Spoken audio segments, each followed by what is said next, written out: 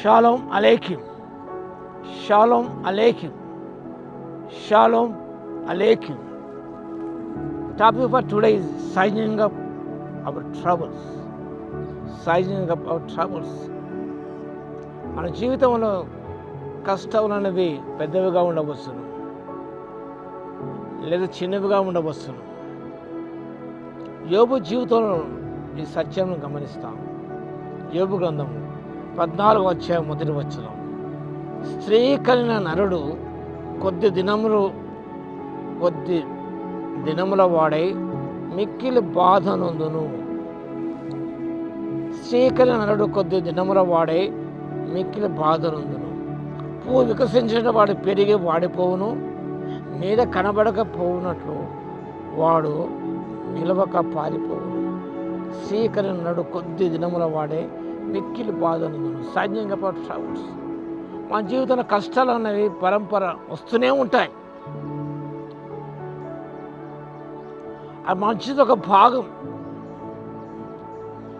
Troubles come in all sizes, a small return to life, threatening crisis.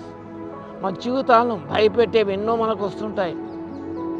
threatening crisis will arise. కష్టములు అనేవి అవి చిన్నది కావచ్చు. Troubles come in all sizes. శ్రీకరణుడు కొద్ది దినముల వాడు మిక్కిలి బాధనందును. When troubles begin to add up, they can push us to breaking point. మన జీవితంలో కష్టం వచ్చినప్పుడు మనం బ్రేకింగ్ పాయింట్లోకి వస్తాం మనం. So it was with Job. 13వ అధ్యాయము 19వ వచనం అంటాడు, నాతో వ్యాజ్యమాడ చూసువాడెవడు?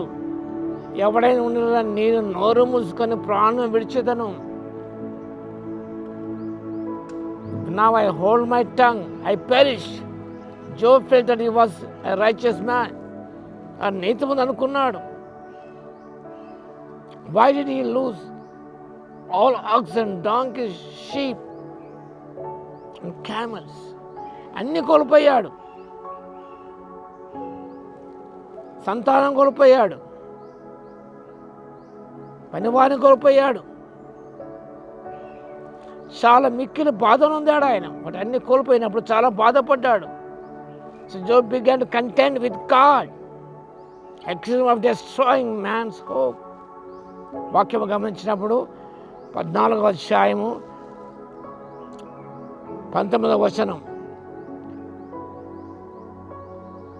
జలము రాళ్ళను అరగదీయును, దాని ప్రవాహమును భూమి యొక్క ధూళిని కొట్టుకుని పోవు. నీవైతే నరుడు ఆశను భంగపరుచున్నావు. ఈ కంటెంట్ మీదుగా దేవుడు తను పోరాడుతున్నాడు, వాదిస్తున్నాడు. నీవైతే నరుడు ఆశను నువ్వు భంగపరుస్తున్నావు. So God did not give reason for Job's sufferings. జోబు యొక్క కష్టములను గమనించినప్పుడు వాటి కారణం ఏంటో ప్రభు చెప్పలేదు.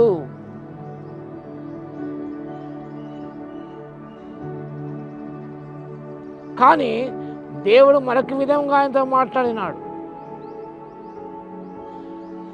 God may not always give us answers, but He always gives us His grace. ఎందుకు ప్రభు ఈ కష్టాలు వచ్చాయి? ఎందుకు ప్రభు నేను బాధను ఉంటున్నాను? ఎందుకు ప్రభు నేను కోల్పోయాను? నా జీవిత భాగస్వామి కోల్పోయాను. Why this trouble in my life? Why this calamity in my life? Why this crisis in my life అని ప్రశ్నించే మన జవాబు మనకు దొరకదు. మనకు God will answer all our questions, but He gives us grace to bear it, to overcome it.